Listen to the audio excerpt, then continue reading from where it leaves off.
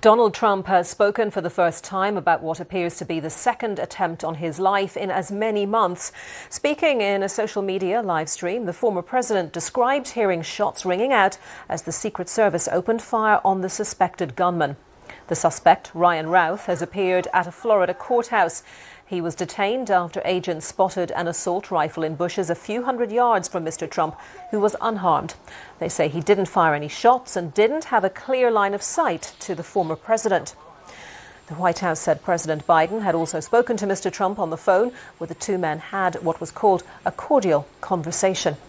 Well, let's speak now to Joe Moreno, who is a national security and political analyst. Joe is also a former US prosecutor and former Republican strategist. Joe, thank you very much for joining us on BBC News. And it's been interesting, hasn't it, to see Donald Trump talking about blaming, in effect, his Democrat candidate rivals, their inflammatory language, to use his words, blaming that for this apparent assassination attempt. Of course, he is no stranger, I guess many people would say, to that sort of language himself. To what extent is this heating up of the rhetoric leading to the sort of violence that we've seen in the last few months?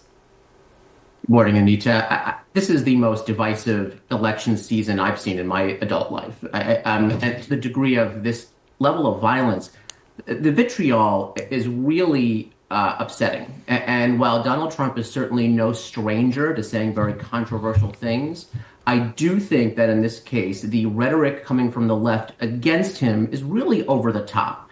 I mean, you look at the Los Angeles Times just 2 days ago, and there was a headline saying he's going to be a dictator. We've seen comparisons of him to Adolf Hitler and fascism, and he's going to shred the Constitution. Again, he does some very erratic things, but to say things like that, you're going to stir passions in people that are mentally ill and will take it upon themselves to do what they think is saving this country and take aggressive actions. And so, again, I think we can certainly have vigorous discourse. There's plenty to criticize Donald Trump on based on his 4 years in office and the other things he's promised to do. But really, both sides have to tone down what they're saying about each other.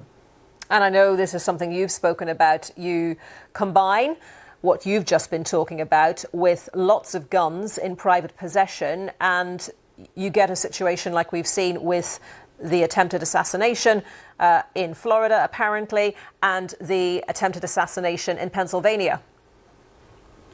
Well, Anita, that's right. And while I have been critical of the left in terms of the rhetoric, I actually think they are spot on in terms of their position on assault weapons. As a person who has been a former prosecutor, who has served on active duty in the Army in the Middle East, and as a parent of young children, I sternly believe there is no room to have assault weapons like AR-15s and AK-47s in general population. I don't think this is necessary at all for self-defense. I don't think there's any purpose for those weapons other than to harm people in an offensive way.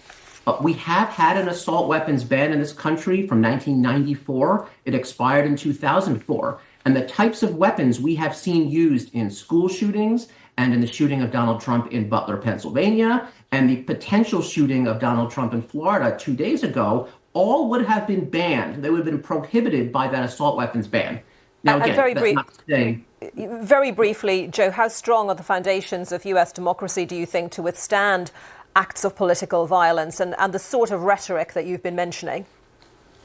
I think, look, we need to go back to proper political discourse. Again, we can vigorously debate, and we should vigorously debate. But the idea that people are going to be dictators and are going to militarize the Justice Department and remain in office past their term. Look, Donald Trump, again, has done some crazy things, but he's never shown an indication to do that sort of thing. And again, I really think those kinds of attacks have to stop. Joe Moreno, thank you very much for your thoughts today. Thanks, Anita.